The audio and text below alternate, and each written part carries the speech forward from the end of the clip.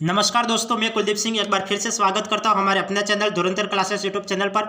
सबसे पहले मैं आपको याद दिलवा देना चाहता हूं कि यदि आपने चैनल को अभी तक सब्सक्राइब नहीं किया है तो सब्सक्राइब कर ले और बेल आइकन को प्रेस करना बिल्कुल भी ना भूलें, क्योंकि आप जब तक बेल आइकन को प्रेस नहीं करोगे आप तक नोटिफिकेशन नहीं पहुँचेगा और नोटिफिकेशन नहीं पहुँचेगा तो आप क्लास मिस कर जाओगे। तो सबसे बेहतर है कि आप अभी चैनल को सब्सक्राइब करें और नोटिफिकेशन को प्रेस करना बिल्कुल भी ना भूलें। तो पहले मैं आपको याद दिलवा देना चाहता हूँ कि हमारी 3 क्लासें अंक व संख्याओं के बारे में पिछली 3 क्लासें हो चुकी हैं। आप पिछली क्लासों को ज़रूर देखें।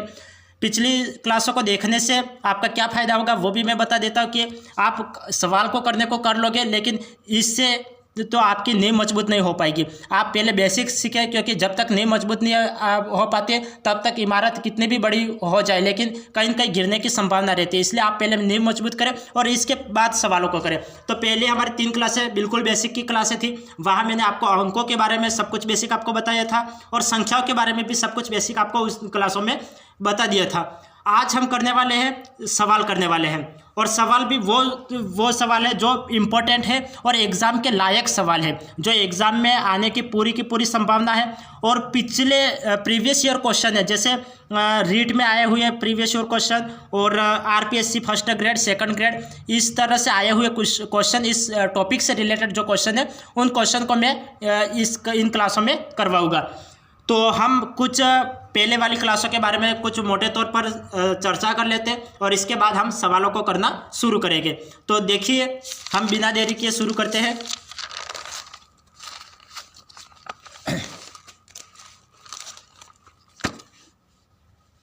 कुछ बेसिक देख लीजिए पहले और इसके बाद हम सवाल को करेंगे।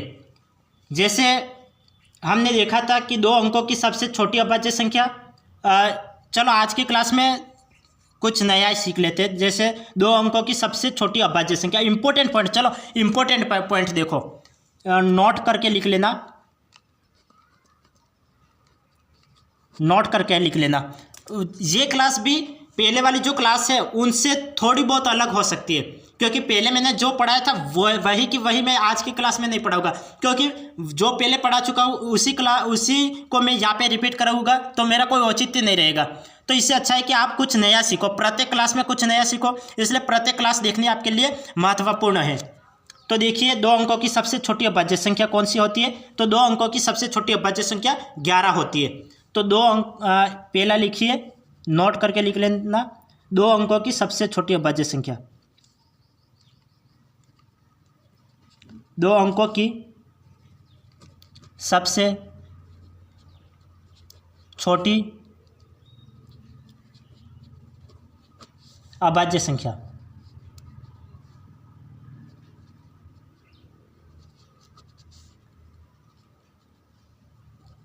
दो अंकों की सबसे छोटी अभाज्य संख्या क्या होती है? तो इसका आंसर है 11। 2 अंकों की सबसे छोटी अभाज्य संख्या कौन सी होती है? तो 11 होती है।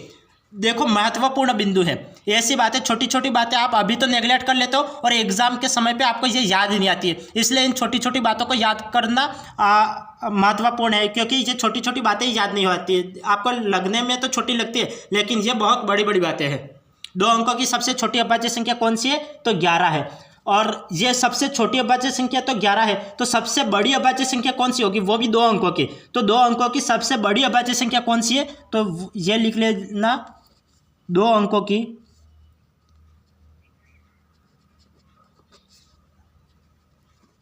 सबसे बड़ी अभाज्य संख्या।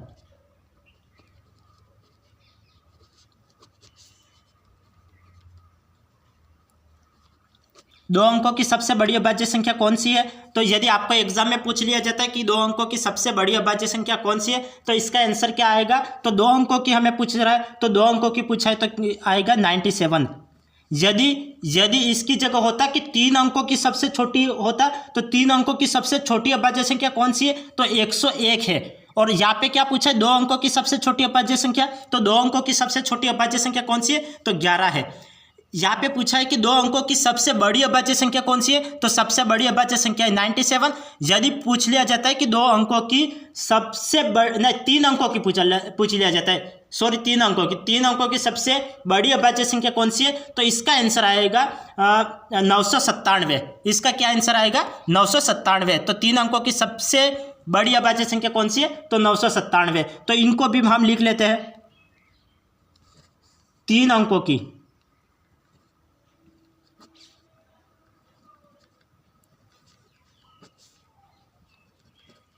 सबसे छोटी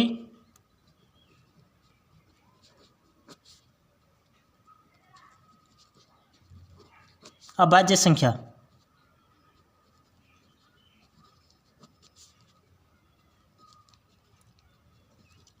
तीन अंकों की सबसे छोटी अभाज्य संख्या कौन सी है? तो 3 अंकों की सबसे छोटी अभाज्य संख्या है 101। 3 अंकों की सबसे छोटी अभाज्य संख्या कौन सी है? तो 3 अंकों की सबसे छोटी अभाज्य संख्या 101। यदि पूछा जाता है कि 3 अंकों की सबसे बड़ी अभाज्य संख्या कौन सी है, तो 3 अंकों की सबसे बड़ी अभाज्य संख्या हो जाएगी 997। तो 997 3 अंकों की सबसे बड़ी अभाज्य संख्या हो जाएगी। तो इसको देखिए हम लिख लेते हैं।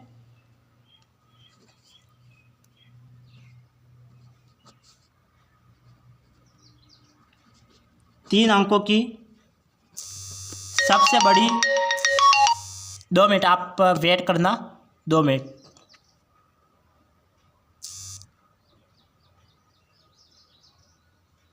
चलो आप शुरू करते हैं। किसी का कॉल आ रहा था बीच में, इसलिए हम स्किप नहीं कर सकते अभी क्लास को। 3 अंकों की सबसे बड़ी अभाज्य संख्या।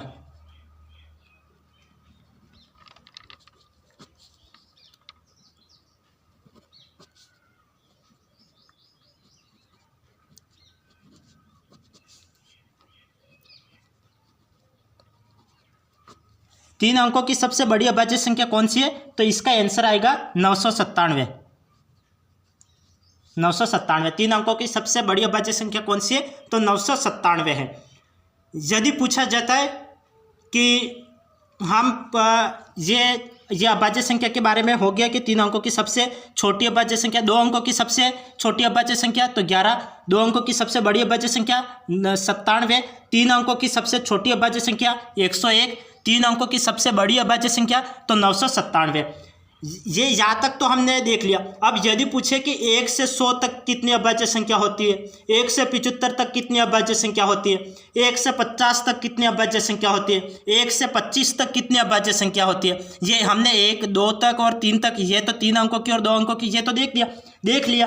लेकिन बड़ी बड़ी संख्या पूछ लिया कि 1 से 100 तक कितनी अभाज्य संख्या होती है, 1 से 75 तक कितनी, तो वहाँ पे लिखने थोड़ी बैठोगे। ये 2 है, 3 है, 5 है, 7 है, 11, 13, 17, 19, 23 ये अभाज्य संख्या होती है। ये लिखोगे फिर आप काउंटिंग करोगे तो उसमें तो समय ज़्यादा बर्बाद होगा। तो इससे अच्छा है कि आप पूरा याद रखें कि 1 से 100 तक कितनी अभाज्य संख्या होती है, 1 से 75 तक कितनी होती है, 1 से 25 तक कितनी होती है, 1 से 50 तक कितनी होती है। तो ये अभाज्य संख्या को आपको आंकड़ों को याद रखना है। तो ये भी मैं लिखवा लेता हूँ आपको। ये देखिए, जैसे छोटे से बड़े की ओर चलते हैं, 1 से 25 तक, 1 से 25 तक, 1 से 25 तक कितनी अभाज्य संख्या,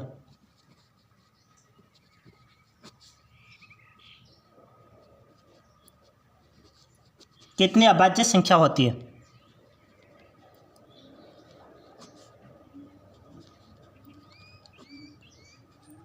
होती है 1 से 25 तक कितनी अभाज्य संख्या होती है? तो इसका आंसर होगा 9। 1 से 25 तक कितनी अभाज्य संख्या होती है? तो 9 अभाज्य संख्या होती है। तो कौन कौन सी होती है?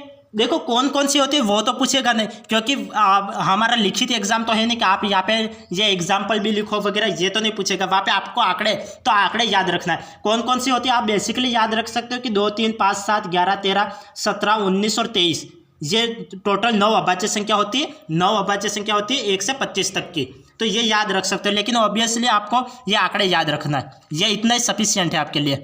अब नेक्स्ट देखिए, 1 से 25 तक हो गया। अब छठा पॉइंट लिखो, जैसे 1 से 50 तक देख लो,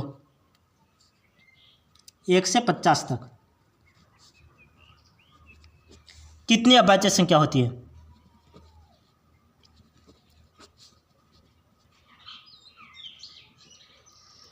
कितनी अभाज्य संख्या होती है?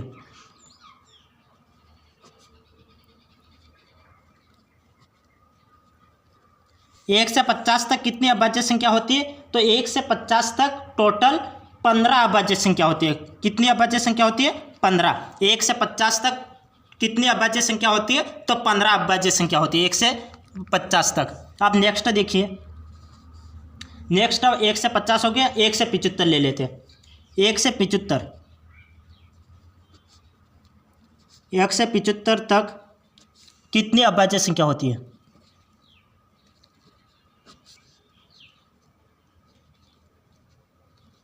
कितनी अभाज्य संख्या होती है?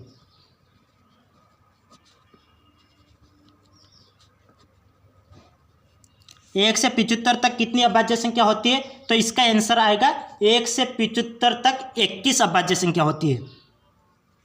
कितनी अभाज्य संख्या होती है? तो 21। 1 से 75 तक कितनी अभाज्य संख्या होती है? तो 21 अभाज्य संख्या होती है। यदि पूछा जाए कि 1 से 100 तक कितनी अभाज्य संख्या होती है? 1 से 100 तक कितनी अभाज्य संख्या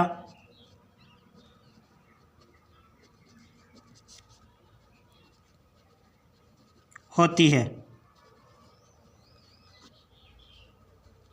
1 से 100 तक कितनी अभाज्य संख्या होती है? तो इसका आंसर होगा 1 से 100 तक टोटल 25 अभाज्य संख्या होती है। 1 से 100 तक टोटल कितनी अभाज्य संख्या होती है?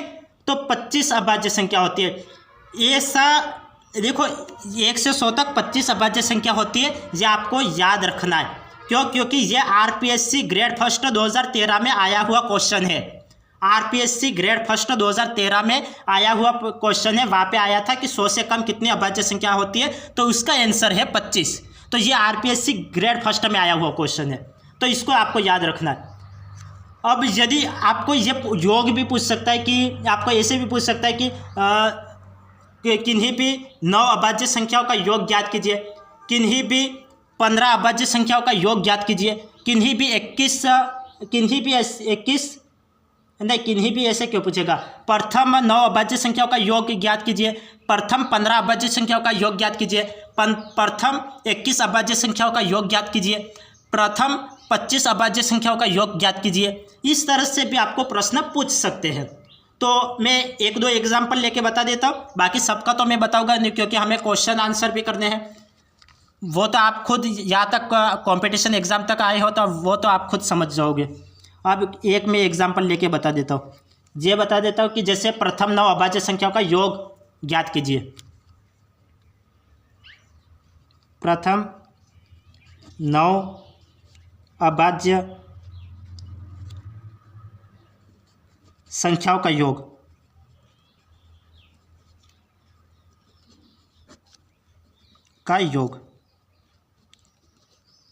प्रथम 9 अभाज्य संख्याओं का योग हमें ज्ञात करना है। तो प्रथम 9 अभाज्य संख्या कौन कौन सी होती है वो भी तो हमें पता होना चाहिए। वो यदि हमें पता है तब हम ज्ञात कर पाएंगे, नहीं पता है तो कैसे ज्ञात कर पाएंगे? इसलिए आपको पता होना चाहिए कि प्रथम 9 अभाज्य संख्या कौन कौन सी होती है। तो प्रथम 9 अभाज्य संख्या होती है ये देखिए, प्रथम 9 अभाज्य संख्या कौन कौन सी होती है?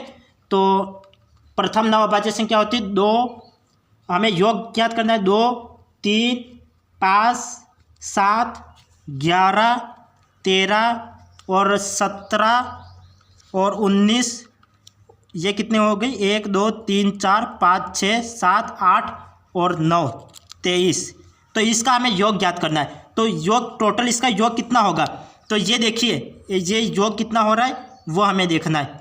तो ये 20, 30, 40, 50 और 60 और ये हो गया 60 के बाद ये 70, ये पूरा 70,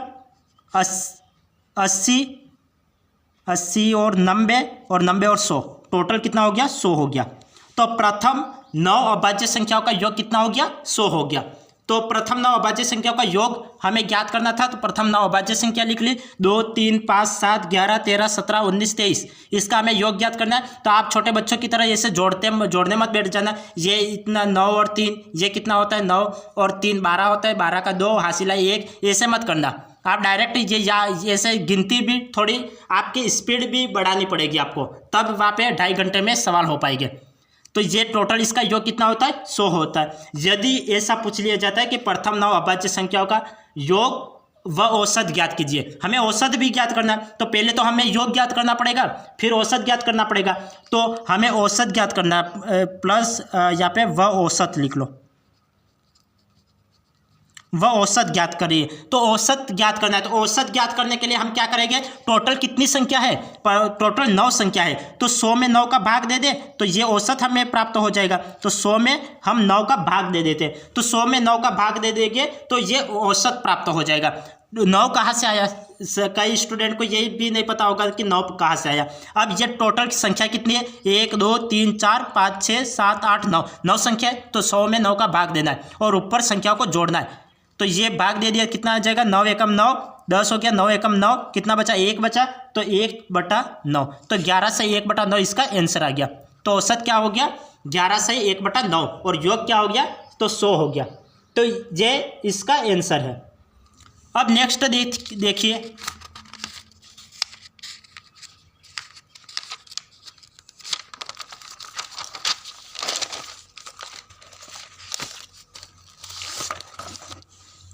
यहाँ तक ही करें या फिर हमें क्वेश्चन भी करने हैं। चलो थोड़ा कुछ और बता लेता हूँ और फिर हम क्वेश्चन आंसर को करेंगे। क्वेश्चन आंसर को जैसे अभाज्य संख्या, तो ये पता चल गया। चलो भाज्य संख्या के बारे में कुछ बता देता हूँ। जैसे हमें पूछ लिया जाता है कि 1 से 100 तक कितनी भाज्य संख्या होती है, 1 से 75 तक कितनी भाज्य संख्या होती है, 1 से 25 तक कितनी भाज्य संख्या होती है, 1 से 50 तक कितनी भाज्य संख्या होती है। तो इस टाइप के कुछ प्रश्न पूछ लिए जाते हैं। तब आप किस मतलब कैसे आप प्रश्नों को करेंगे। तो भाज्य कम से कम 100 तक, तो आपको अभाज्य संख्या कौन कौन सी होती है वो पता होना चाहिए। कम से कम 100 तक कितनी भाज्य संख्या होती है वो पता होना चाहिए। तो भाज्य और अभाज्य संख्या 100 तक तो आपको याद होनी चाहिए। आप इतना ये रीट का एग्ज़ाम दे रहे हो, ग्रेड फर्स्ट सेकंड ये एग्ज़ाम दोगे, तो आपको ये पता होना चाहिए कि 100 तक तो आप याद ही कर लो, बाकी कुछ करो या नहीं करो। मैं लिख लेता हूँ 1 से 25 तक। हमने कितने पॉइंट हो गए, 9 पॉइंट हो गए थे, 10वां पॉइंट डाल दो। 1 से 25 तक,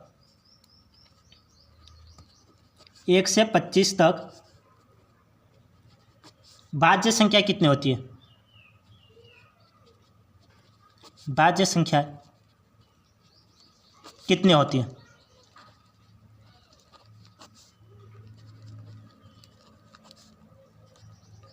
एक से 25 तक भाज्य संख्या कितनी होती है, तो 1 से 25 तक भाज्य संख्या होती है 15।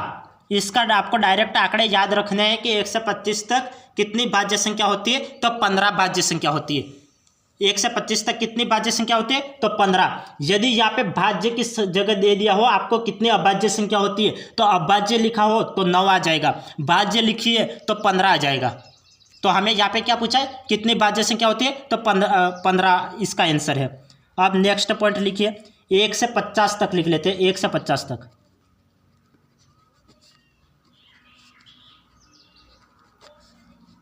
1 से 50 तक भाज्य संख्या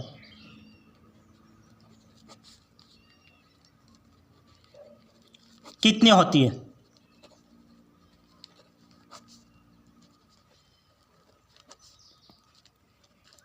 एक से 50 तक भाज्य संख्या कितनी होती है, तो इसका आंसर आएगा 1 से 50 तक कितनी भाज्य संख्या होती है, तो 34। ये आपको डायरेक्ट याद रखना है कि 1 से 50 तक कितनी भाज्य संख्या होती है, तो 34 होती है। आप वहाँ पे ऐसे निकालने मत बैठना कि कितनी होती है, हम लिख के देखते हैं फिर काउंटिंग करते हैं, तो वहाँ पे समय की बर्बादी हो जाएगी। आप करोड़ों स्टूडेंट से पीछे रह जाएंगे, लाखों करोड़ स्टूडेंट से आप पीछे रह जाएंगे। तो इससे अच्छा आप डायरेक्ट आंकड़े याद रखें। 1 से 50 तक कितनी भाज्य संख्या होती है, तो 34। यदि पूछ लिया जाता है कि 175 तक कितनी भाज्य संख्या होती है, तो 1 से 75 तक भाज्य संख्या होती है 53। ये 11, ये 12वां पॉइंट। 1 से 75 तक, 75 तक भाज्य संख्या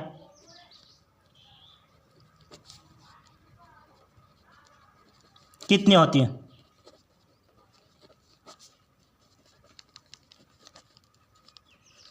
एक से 75 तक कितनी भाज्य संख्या होती है, तो 1 से 75 तक भाज्य संख्या होती है 53।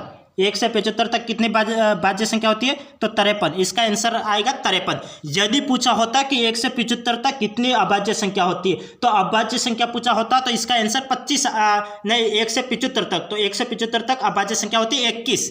तो 1 से 75 तक कितनी अभाज्य संख्या होती है, तो 21। और 1 से 75 तक कितनी भाज्य संख्या होती है, तो 53। अभाज्य पूछा होता तो 21 आंसर आता, भाज्य पूछा है तो 53। यहाँ पे अभाज्य पूछा होता है 1 से 50 तक, 1 से 50 तक कितनी अभाज्य संख्या होती है तो इसका आंसर आता 15। लेकिन यहाँ पे पूछा है कि कितनी भाज्य संख्या होती है तो इसका आंसर आ गया 34। यदि यहाँ पे पूछा है कि 1 से 25 तक कितनी भाज्य संख्या होती है तो इसका आंसर आ गया 15। लेकिन पूछा होता है कि 1 से 25 तक, 1 से 25 तक कितनी अभाज्य संख्या होती है तो इसका आंसर आ जाता 9। ये याद रखना। अब नेक्स्ट देखो 13वां पॉइंट, 1 से 100 तक, 1 से 100 तक भाज्य संख्या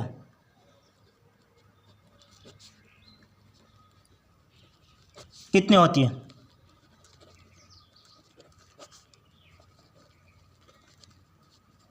एक से 100 तक भाज्य संख्या कितनी होती है ये पूछा है। यदि 1 से 100 तक कितनी अभाज्य संख्या होती है ये पूछा होता तो इसका आंसर 25 आता। लेकिन यहाँ पे पूछ दिया है कि 1 से 100 तक कितनी भाज्य संख्या होती है, तो 1 से 100 तक कितनी भाज्य संख्या होती है तो इसका आंसर है 74।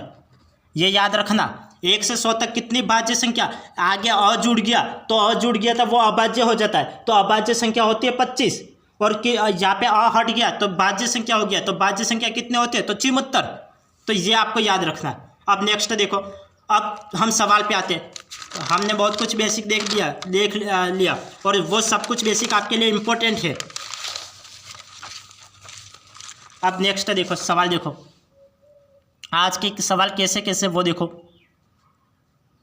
हमें सवाल में पूछा हुआ है कि 2 अंकों वाली एक संख्या, 2 अंकों वाली एक संख्या, तो देखो दोनों अंक मतलब सभी 2 अंकों वाली संख्या है, ये 2 अंकों वाली संख्या, ये 2 अंकों वाली संख्या, ये 2 अंकों वाली संख्या और ये 2 अंकों वाली संख्या।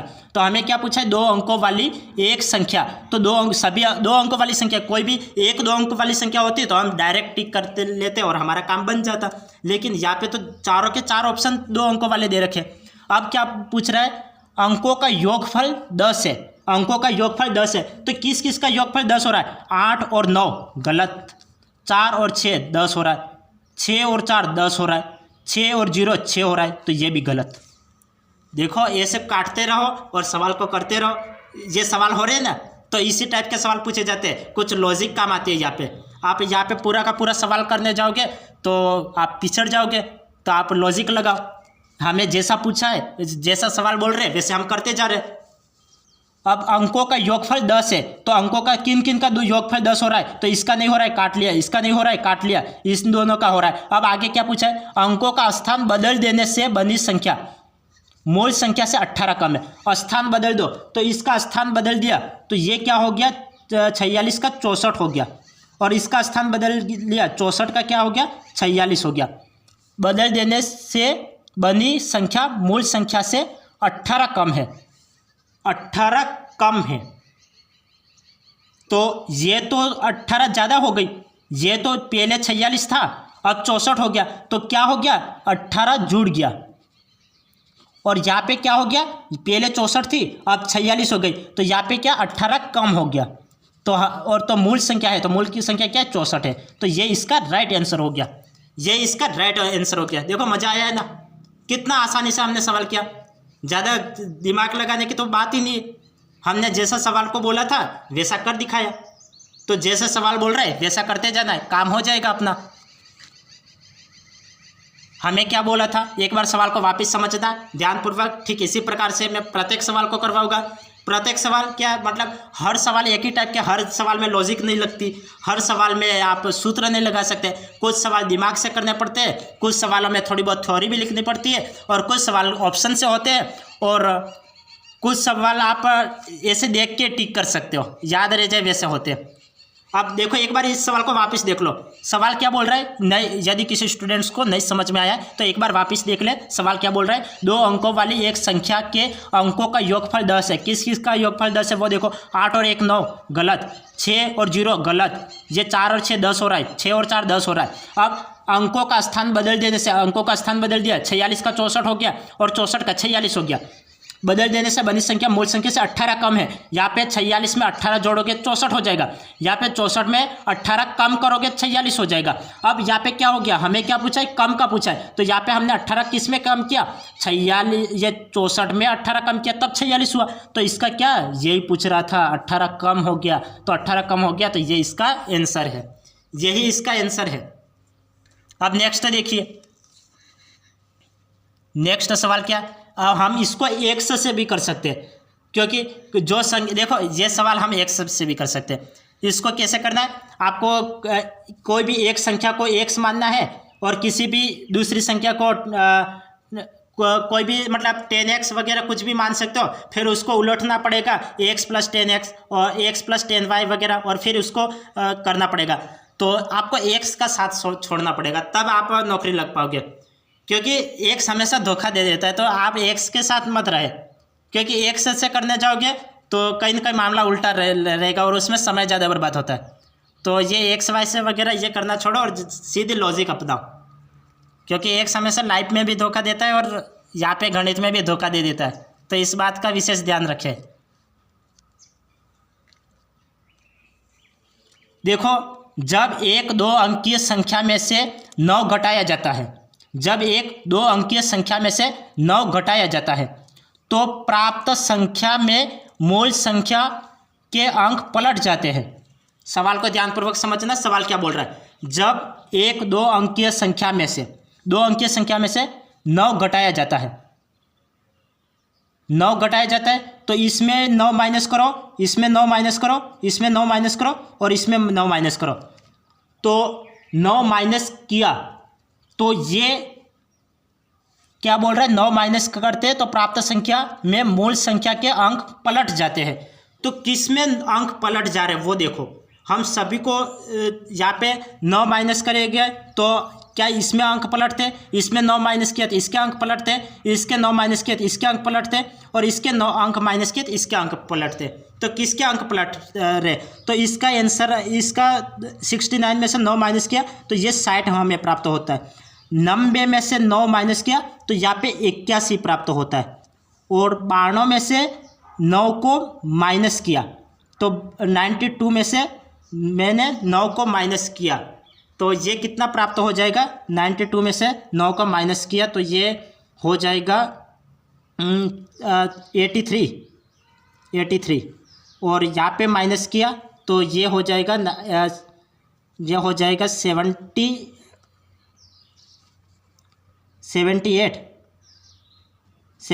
जाएगा। तो यहाँ पे किस किस के अंक पलट रहे, इसके अंक पलट रहे और इसके अंक नहीं पलट रहे, इसके अंक भी नहीं पलट रहे और इसके अंक भी नहीं पलट रहे। और यहाँ पे क्या पूछा था, जब एक 2 अंकीय संख्या में से 9 घटाया जाता है, तो हमने सब में 9 घटा दिया तो प्राप्त संख्या में मूल संख्या के अंक पलट जा रहे हैं। तो यहाँ पे 87 था और ये क्या हो जाएगा, 78 हो गया। 87 के अंक पलटे तो क्या हो गया, 78 हो गया। और यहाँ पे तो अंक नहीं पलटे तो ये गलत हो गया, यहाँ पे अंक नहीं पलटे ये भी गलत हो गया, और यहाँ पे अंक नहीं पलटे तो ये भी गलत हो गया। तो ये राइट तो कौन सा, ये राइट है, क्योंकि यहाँ पे 87 था तो इसका 78 हो गया। तो जस्ट 7 आगे आ गया और 8 पीछे चले गया, और यहाँ पे आंसर आ गया तो आप दूसरा क्यों पढ़ो। हाँ, आपको तो समय बचाना है, तो आपको एक बार में आंसर आ गया तो आप दूसरे सवाल को छोड़ दो, क्योंकि ये क्यों मतलब फालतू की माथाफोड़ी क्यों करनी। अगर दो ऑप्शन सेम होते, यदि किसी एक दूसरे के भी अंक पलट जाते तब तो हम थोड़ी माथाफोड़ी कर लेते, लेकिन यहाँ पे माथाफोड़ी करने की आवश्यकता है नहीं, क्योंकि सभी ऑप्शन अलग अलग दे रखे और यहाँ पे अंक पलट गए तो इसका राइट आंसर आ गया, यही इसका राइट आंसर आ गया। अब नेक्स्ट देखिए, देखो अब यदि आपने बेसिक की क्लास नहीं देखी है तो ऐसे सवालों को आप नहीं कर पाओगे, क्योंकि यहाँ पे पूरी की पूरी थ्योरी दे रखी है और थ्योरी आपको याद होनी चाहिए, तब तो ये कर पाओगे। यदि थ्योरी याद नहीं है तो नहीं कर पाओगे। इसलिए कुछ क्वेश्चन पूछे जाते हैं कि इसमें से कौन सा सत्य है, कौन सा असत्य है, यहाँ पे दे रखा है कि एक अनुपात रहित संख्या का दशमलव स्वरूप हमेशा कैसा होता है। तो एक अनुपात रहित संख्या का दशमलव स्वरूप हमेशा कैसा रहता है, क्या ये अंत रहित रहता है। हाँ, बात तो सही है, ये अंत रहित तो रहता है, लेकिन पुनरावर्ती युक्त तो ये गलत हो गया। यहाँ पे क्या हो जाए, पुनरावर्ती युक्त थोड़ी होता है, ये तो पुनरावर्ती रहित भी होता है, तो ये तो गलत हो गया ऑप्शन। दूसरा, अंतयुक्त यहाँ पे तो शुरुआत में ही अंतयुक्त दे रखा है, जबकि अंतरहित होता है, तो ये भी गलत हो गया। यहाँ पे अंतरहित ये तो राइट है, पुनरावर्ती रहित ये भी राइट है, और यहाँ पे अंतयुक्त होता है गलत, यहाँ पे अंतरहित होता है और पुनरावर्ती रहित होता है। तो एक अनुपात रहित संख्या का दशमलव स्वरूप हमेशा कैसा होता है? ये आरपीएससी ग्रेड फर्स्ट 2011 में आया हुआ क्वेश्चन है।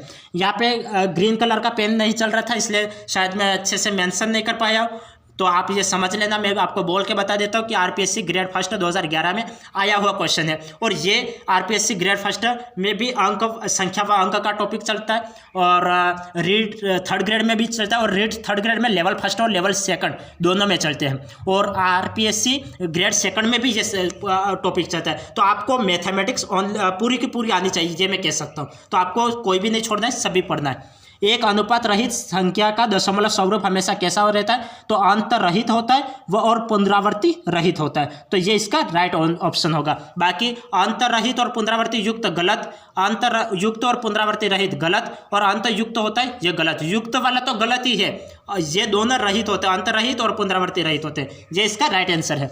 अब नेक्स्ट देखो, नेक्स्ट सवाल देखो,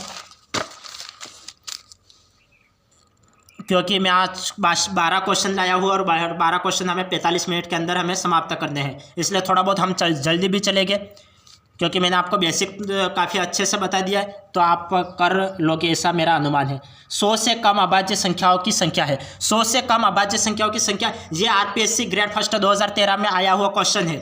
तो आरपीएससी ग्रेड फर्स्ट में आया हुआ है, तो थर्ड ग्रेड में आने की भी संभावना है, क्योंकि ये आरपीएससी ग्रेड फर्स्ट में है। जो ग्रेड फर्स्ट में आ सकता है वो ग्रेड थर्ड में भी आ सकता है, क्योंकि हमारा ये टॉपिक है। ये तो कई स्टूडेंट ऐसे बोल रहे होंगे कि ये ग्रेड फर्स्ट है, ये तो उच्च लेवल होता है, लेकिन उच्च लेवल का ये टॉपिक दे रखा है, तो टॉपिक दे रखा है, तो ये ग्रेड थर्ड में भी आने की संभावना है। 100 से कम अभाज्य संख्याओं की संख्या होती है। मैंने अभी बताया कि अभाज्य संख्या 100 से कम कितनी अभाज्य संख्या होती है, मैंने आपको अभी बताया। यदि आपने क्लास को आगे बढ़ा के देख रहे हैं, यदि आप क्लास को आगे बढ़ा के देख रहे हैं, आप बेसिक को अच्छे से नहीं समझ पा रहे, तो आपको यहाँ पे सवालों को या तो रटना पड़ेगा, आप अच्छे से समझ नहीं पाओगे। तो 100 से कम कितनी अभाज्य संख्या होती है? तो इसका सीधा सा आंसर है 25। 100 से कम कितनी अभाज्य संख्या होती है? तो 25। तो ऐसे सवाल तो आप एक सेकंड में करोगे, एक सेकंड में। तो आपको ये याद होना चाहिए कि 100 से कम कितनी अभाज्य संख्या होती है? तो 25। इसका आंसर है 25, इसका आंसर है 25। अब नेक्स्ट देखते हैं, नेक्स्ट आंसर देखिए। नेक्स्ट आंसर ये क्या दे रखा है हमें दे रखा है 2 अंकों की चलो अब 2 अंकों की एक संख्या के अंकों का गुणनफल 24 है। 2 अंकों की एक संख्या के अंकों का गुणनफल 24 है। 5 चौक 20 गलत, ये डायरेक्ट गलत कर लो, 5 चौक 20 हो रहा है, हमें तो 24 चाहिए। 8 तिया 24 ये हो सकता है, 3 8 24 ये भी हो सकता है। 5 चौक 20 ये भी गलत करो, क्योंकि यहाँ पे 20 हो रहा है, यहाँ पे 20 हो रहा है, तो ये दोनों तो पहले से गलत। 24 8 तिया 24 होता है और 3 8 24 होता है। अब यदि हम उस संख्या में 45 जोड़ दे, तो 45 जोड़ दे, तो इसमें 45 जोड़ दो और इसमें 45 जोड़ दो, तो 45 जोड़ा तो ये कितना हो गया? ये हो गया 8, ये 5 और 3 8, और 4 और 8 12, और 8 और 5 13, और 4 और 4 8 83 हो गया। तो ये क्या बोल रहा है कि प्राप्त की गई संख्या, नई संख्या वह होती है जिनमें अंकों की अदला बदली हुई है। तो अंकों की अदला बदली, यहाँ पे तो अदला बदली नहीं, ये तो क्या हो गया है, यहाँ पे तो वो बहुत कुछ हो गया, इसका तो कोई अता पता ही नहीं। अब यहाँ पे तो ये पता चल गया कि ये 38 था तो 83 हो गया, यहाँ पे 38 था तो यहाँ पे 83 हो गया। यहाँ पे तो अदला बदली हो गई, लेकिन यहाँ पे कैसी बदली हो गई वो पता ही नहीं है, क्योंकि यहाँ पे 83 था और यहाँ पे 128 हो गया। तो यहाँ पे क्या जोड़ दिया और क्या घटा दिया वो तो हमें पता ही नहीं चला। तो जो पता नहीं चला उसे छोड़ दो, और जिसका पता चल जाए उसको राइट कर लो। ये ऐसे ही क्वेश्चन करने हैं, बाकी कुछ बड़ी माथाफोड़ी करने की आवश्यकता नहीं है। जैसे सवाल बोल रहा है वैसे करते जाओ, सवाल हो जाएगी ऑटोमेटिक। यहाँ पे 45 जोड़ने के लिए बोला था, मैंने 45 जोड़ दिया। फिर बोल रहा है कि यहाँ पे अदला बदली हो जाती है, तो यहाँ पे अदला बदली हो रही है या नहीं हो रही है, ये मैंने देखा तो यहाँ पे अदला बदली हो रही है। लेकिन यहाँ पे अदला बदली होने के साथ साथ बाकी भी कुछ हुआ है, ये संख्या बढ़ गई है, तो बाकी तो कुछ क्या हो गया होगा, कुछ जोड़ दिया होगा, यही हो सकता है, इसलिए 128 हो गए। तो ये जो कुछ जोड़ा या कुछ घटाया, तो ये मामला हम खत्म ही कर लेते हैं और ये इसको राइट कर लेते हैं, और इसका 38 ये इसका आंसर है, क्योंकि अदला बदली हुई है, तो 83 इसका आंसर। अब नेक्स्ट देखते हैं। अब यहाँ पे तो कुछ अजीब दिख रहा है, यहाँ पे सवाल बड़ा दिख रहा है, चलो देख लेते हैं बड़ा है या छोटा है। 999 तथा 3000 के बीच 4 अंकों वाली कितनी संख्याएं हैं? तो 999 के बाद कितने होता है? 999 के बाद तो 1000 आते हैं, और 1000 कितने अंकों की संख्या? 4 अंकों की संख्या है। और यहाँ पे 3000 भी कितने? 4 अंकों की संख्या है। तो हम कितने आते हैं ये हमें ज्ञात करना है। तो हम क्या करते हैं, 3000 में से मैं 999 को माइनस कर लेता हूँ, तो हमें पता चल जाएगा। तो 3000 में से 999 को मैंने माइनस किया, तो मुझे पता चला, तो यहाँ पे मुझे मिल रहा है कि 10 में से 9 गए तो 1 मिल रहा है यहाँ पे, और यहाँ पे 10 में से 10 गए 0 मिल रहा है, यहाँ पे 10 में से 10 गए 0 मिल रहा है, और 3 में से 1 गया तो 2 मिल रहा है। तो यहाँ पे 2001 आ रहा है। तो कहाँ 2001 है? तो यहाँ 2001 है। तो ये आंसर राइट करना है या नहीं करना है? नहीं करना है। क्यों नहीं करना है? ये तो गलत हो जाएगा, 2001 कर लिया तो। यहाँ पे हमने क्या किया है, 999 घटाया, तो हमें क्या बोला है कि 3000 के बीच में चाहिए, तो हमें 3000 छोड़ देना है। तो 3000 छोड़ देना है, तो 1 को माइनस कर लो ना। ये बोल रहा है कि 999 और 3000 के बीच चाहिए, 3000 तक चाहिए। ये पूछा होता तो हम 3000 को ले लेते, लेकिन हमें 3000 तक नहीं पूछा है, 3000 के बीच पूछा है। तो हमें शब्दों का भी ध्यान रखना है, क्या बीच पूछा है या क्या तक पूछा है। यहाँ पे पूछा है कि के बीच, तो के बीच पूछा है, तो 3000 को हमें नहीं लेना है। 3000 को नहीं लेना है, तो एक संख्या को हम माइनस कर लेते हैं। तो एक संख्या को माइनस किया, तो यहाँ पे आंसर क्या आ गया, 2000 आ गया। तो 2000 इसका आंसर आ गया। तो आप गलती से ये राइट आंसर आ गया, तो मैं माथा फोड़ी क्यों करूँ? यूँ करके आप ये मत कर लेना, थोड़ी बहुत तो माथा फोड़ी भी करनी पड़ेगी, क्योंकि यहाँ पे सवाल क्या पूछ रहा है, यहाँ पे पूछ रहे हैं कि के बीच पूछ रहा है। तो के बीच तो हमें 3000 को नहीं लेना है। यदि 3000 तक पूछा होता, के बीच की जगह होता 3000 तक पूछा होता, तब तो ये आपका राइट होता। आप शब्दों पे भी ध्यान दीजिए, मैं क्या बोल रहा हूँ और सवाल क्या बोल रहा है। सवाल बोल रहा है कि के बीच, तो के बीच निकालना है, तो 3000 को हमें नहीं लेना है, और 3000 तक पूछा होता तो ये इसका आंसर होता, लेकिन के बीच पूछ रहा है, तो 2000 इसका आंसर है। यह समझ में आ गया? समझ में आया या फिर नहीं आया? समझ में आया या फिर नहीं आया? आ गया होगा, ऐसी मैं अपेक्षा कर सकता हूँ आपसे।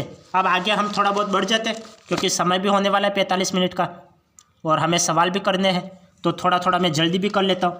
किसी पूर्णांक का वर्ग करने पर इकाई के स्थान पर कौन सी संख्या नहीं हो सकती?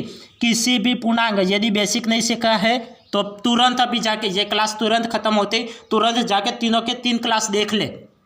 किसी पूर्णांक का वर्ग करने पर इकाई के स्थान पर कौन सी संख्या नहीं हो सकती है? किस स्थान पर, इकाई के स्थान पर कौन सी संख्या नहीं हो सकती है? तो कौन सी संख्या नहीं हो सकती इकाई के स्थान पर? हम किसी भी पूर्णांक का वर्ग करते हैं तो इकाई के स्थान पर 2, 3, 7, 8 नहीं हो सकते। तो यहाँ पे 0 तो हो सकता है, 1 भी हो सकता है, 5 भी हो सकता है, लेकिन कौन सी नहीं हो सकती है? 2 नहीं हो सकती है। तो आपको याद होना चाहिए कि किसी भी पूर्णांक का, मैं यहाँ पे लिख ही लेता हूँ, क्योंकि भाषण गाने से मतलब है नहीं, भाषण गाने से ये मतलब है नहीं।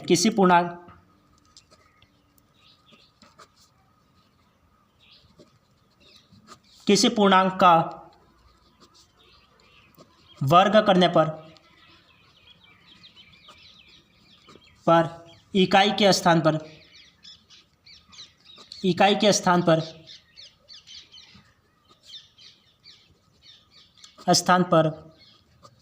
2, 3, 7 व 8 नहीं हो सकते,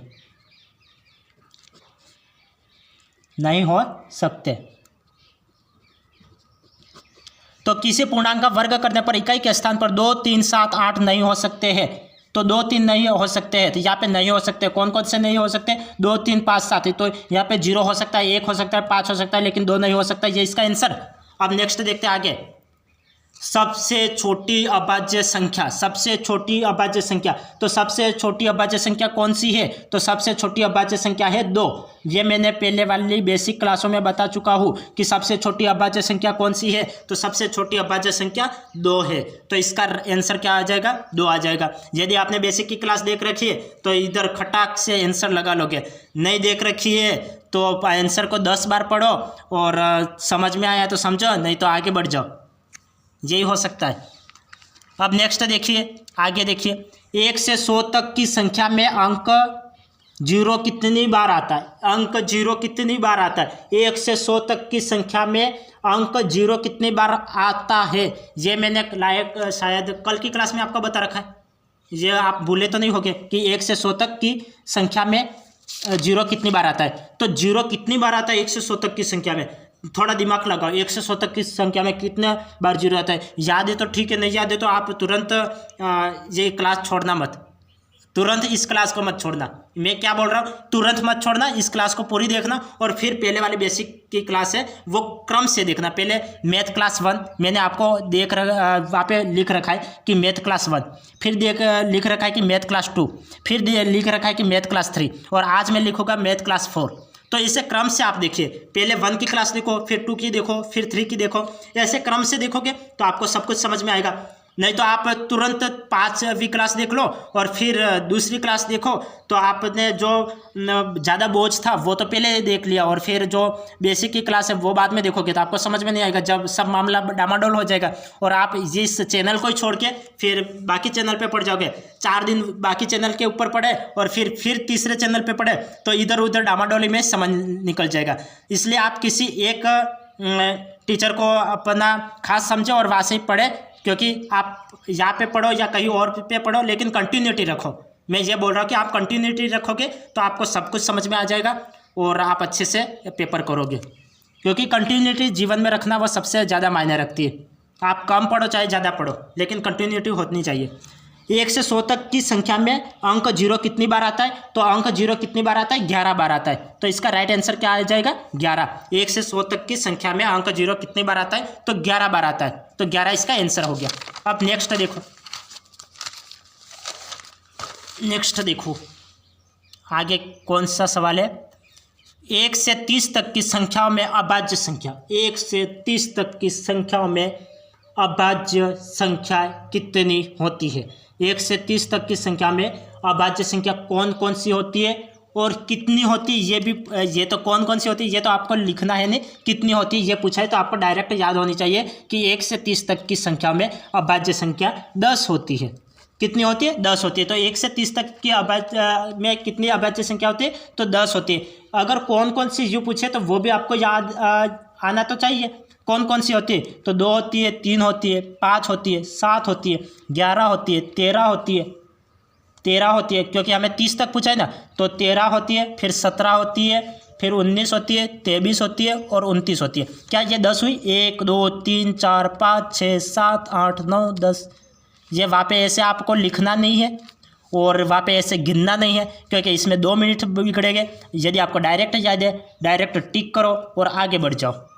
ये सादा सिंपल तरीका है, क्योंकि आप डायरेक्ट याद रखो, डायरेक्ट टिक करो और आगे बढ़ो। ये लिखोगे 2 मिनट बिगड़ेंगे, 2 मिनट, तो इससे अच्छा दूसरा सवाल पढ़ने में लगाओ। अब नेक्स्ट देखो, किसी विषम प्राकृतिक संख्या के परवर्ती तथा पूर्ववर्ती का गुणनफल हमेशा किस संख्या से, ये सवाल ही अधूरा है क्या? किसी विषम प्राकृतिक संख्या के परवर्ती तथा पूर्ववर्ती का गुणनफल हमेशा किस संख्या से यहाँ पे विभाजित होता है? ये आएगा। हम ब्लैक पेन्स का यूज़ कर लेते हैं।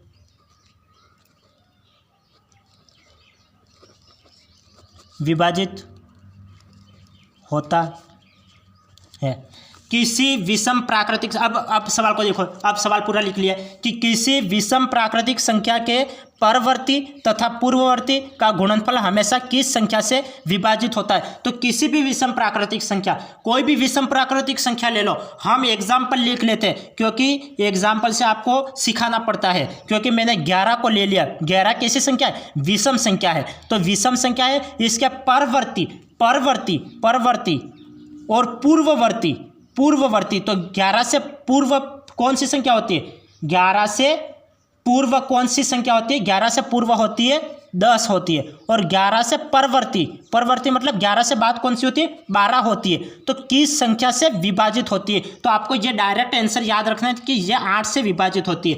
तो इनका गुणनफल, तो चलो इनका गुणनफल किया तो 12 और 10 120, ये किस संख्या से विभाजित होती है, तो ये हमेशा और हमेशा किस संख्या से, हमेशा के लिए ये क्या है कि सभी में नियम लागू होना चाहिए। तो ये हमेशा किस संख्या से विभाजित होगा, 8 से विभाजित, 1 × 8 और 8, और जहाँ पे 8 × 5 = 40, तो ये कितने बार गया, 15 बार गया। तो ये किस संख्या से विभाजित होती है, तो ये किस संख्या से विभाजित होती है, तो 8 से विभाजित होती है। तो इसका आंसर क्या हो गया, 8 हो गया। इसका आंसर क्या, ये सभी में लागू होता है। यदि आप यहाँ पे देख लो कि 11 की जगह आप कुछ भी लिख लो, 11 की जगह में जैसे विषम संख्या हमें दे रखी है, जैसे देखो ये एग्जांपल देख लो, आप दूसरा भी देख सकते हो। वैसे कोई भी एग्जांपल, ये हमेशा के लिए ये लागू होते हैं कि हम किसी भी विषम प्राकृतिक संख्या के परवर्ती और पूर्ववर्ती का हम गुणनफल करेंगे तो वो हमेशा 8 से विभाजित होगा। तो हमेशा 8 से विभाजित होगा, या 8 इसका राइट आंसर है। अब नेक्स्ट देख लेते हैं, क्योंकि हमें 45 मिनट में सवाल क्लास को ख़त्म करना था, लेकिन 1 मिनट ज़्यादा हो गया। ये देखो, निम्न में से कौन सी संख्या 3/5 और 4/5 के मध्य नहीं आती है। 3/5 और 4/5 के मध्य कौन सी संख्या नहीं आती है, ये हमें पूछा है। तो ये कौन सी संख्या नहीं आती है, तो इसको करो कि कौन सी संख्या नहीं आती है। तो यहाँ पे तो 7/10 दे रखा है, तो मैं इसको 0.7 भी लिख सकता हूँ। 19/30 दे रखा है, तो 19/30 को मैं क्या लिख सकता हूँ, ये एक संख्या के बाद पॉइंट लगा लिया। यहाँ पे 30 दे रखा है, तो 0 पॉइंट करूँगा तो यहाँ पे 0 हो जाएगा, और 30 का यहाँ पे भाग दूँ तो क्या हो जाएगा, 0 से 0 कैंसिल आउट कर लेता। ये 36 18, 19 1 बचा, और 3 3 9, ये 0.30 हो गया। और यहाँ पे कितना 0 पॉइंट लगा, 0 हो जाएगा। ये मैं भाग दे देता हूँ, तो ये भाग दे देगा तो ये कितना हो जाएगा, ये 0 पॉइंट, ये 36 18 और ये 36 18 हो जाएगा, और ये 0 पॉइंट, तो 0 हो गया, 0 से 0 कैंसिल आउट, 3 से मैं कैंसिल करता हूँ तो ये कितना हो जाएगा, 5 3 15, 16 1 बचा, 3 3 9। तो अब ये निम्न में से कौन सी संख्या 3/5 और 4/5 के मध्य नहीं आती, तो 3/5 और 4/5 के मध्य नहीं आते। तो 3/5 का मतलब क्या होता है, 3/5 का मतलब 0 पॉइंट करके 0 और 6 5 30, और 4/5 का मतलब कितना होता है, 0 पॉइंट करके 0 और 8 5 40। तो मैं मेरी मर्जी से यहाँ पे 60, यहाँ पे दोनों जगह 0 0 लिख लेता हूँ। तो कौन सी संख्या 60 और 80 के बीच में नहीं आती है, तो 60 और 80 के बीच में 0, ये 63 भी आता है, और 60 और 80 के बीच में 66 भी आता है, और यहाँ पे मैं 0 क्योंकि 2 अंकों की संख्या, और 60 और 80 के बीच में 70 भी आता है, लेकिन 60 और 80 के बीच में 53 नहीं आता है। तो कौन सा नहीं आता है, तो ये 0.53 ये नहीं आता है, तो ये गलत हो गया, ये गलत हो गया। तो इस प्रकार से आपको करना है। तो हम आज की क्लास को यही एंड करते हैं, और फिर मिलते हैं नेक्स्ट क्लास में। तब तक के लिए आपका दिन शुभ रहे, धन्यवाद।